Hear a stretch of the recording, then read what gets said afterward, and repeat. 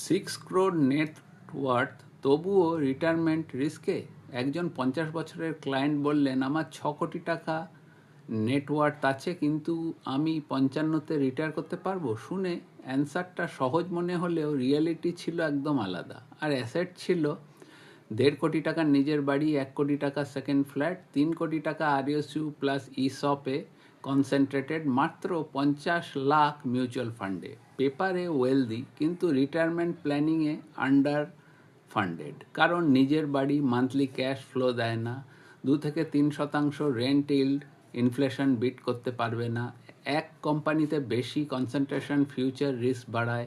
এখন tax difference দেখুন, যদি 30 lakh capital gain proper planning ছাড়া উইথড্র করেন, ট্যাক্স হতে পারে 6 থেকে 7 লাখ, কিন্তু staggered withdrawal plus diversification plus tax harvesting করলে ট্যাক্স নামতে পারে 3-4 লাখ পর্যন্ত। মানে 2 থেকে 3 লাখ ডিফারেন্স। সলিউশন ছিল না বেশি, রিটার্ন সলিউশন ছিল। Asset allocation, diversification, long term retirement, cash flow planning.